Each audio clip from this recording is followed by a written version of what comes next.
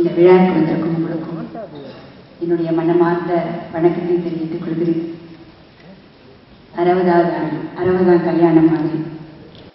இது பார்க்கும்போது ரொம்ப சந்தோஷமா இருக்கு. இவ்வளோ அருமையான ஒரு விழா, பழைய ஞாபகம் எல்லாம் வருது. இந்த ஒன்னே ஒன்று மிஸ் பண்ணேன், நான் யூஏயில் ஆக்ட் பண்ணேன்.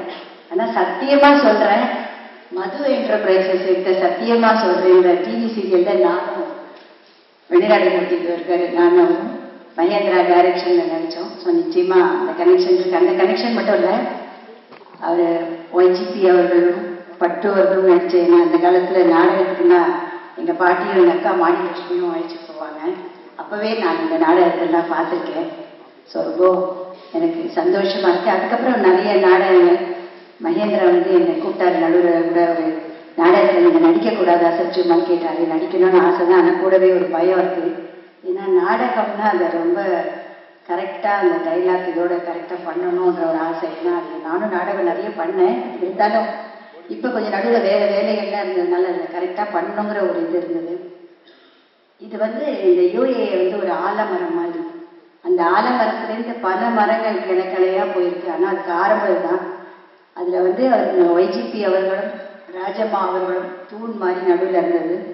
ஆனால் அந்த பாரம்பரியத்தை காப்பாற்றுறதுன்றது ஒரு பெரிய சமாச்சாரம். அதுக்கு ராஜம்மாவுக்கு நல்ல ஆரோக்கியத்தை அந்த கடவுள் கொடுக்கணும் அவங்களுக்கு நிச்சயமா. ஏன்னா அவங்க கூடவே இருக்கணும் எப்பவும்.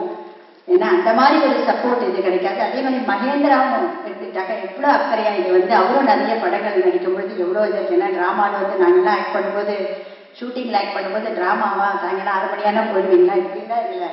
டைரக்டர்கள் கேட்டு என்னதான் சொன்னாலும் அதையும் கொஞ்சம் விட்டு கொடுக்காம சில சமயம் அதையும் விட்டு கொடுத்துருக்கோம்.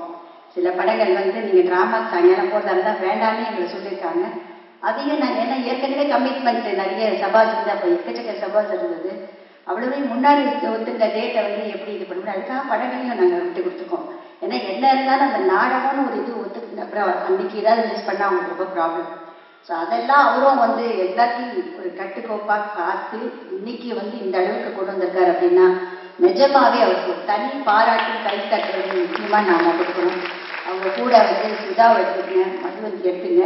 இப்போ நான் சொல்லிட்டேன் மகேந்திரா வரும்போது இனிமேல் ரித்விக்கு தான் நான் அடிக்கடி பார்ப்பேன். அடுத்த ஜென்ரேஷன் இனிமேல் அவள் ரொம்ப ஆசையாக அதெல்லாம் பண்ணும்பொழுது நிஜமாக ஒன்னொன்னையும் அந்த பாரம்பரியத்தை பார்க்கும்போது ரொம்ப ஆசையாகவும் ரொம்ப மன சந்தோஷமாகவும் இருக்குது. இந்த மாதிரி விழாக்கள் நிச்சயமா நடத்த நாடக உலகத்துக்கே நிச்சயமா ஒரு பெரிய பாராட்டுதான் சொல்ல ஒரு சப்போர்ட். ஏன்னா மகேந்திரா மாதிரி இது விடாமல் நடத்தும் பொழுது ஒவ்வொருத்தருக்கும் அந்த தன்னம்பிக்கை வரும். ஸோ எல்லாருக்குமே என்னுடைய மனமார்ந்த பாராட்டுகளை தெரிவிச்சுக்கிறேன். இந்த விழாவுக்கு என்னையும் அழைச்சி என்னையும் கௌரவித்ததற்கு எல்லோருக்கும் என்னுடைய நன்றி. வணக்கம்.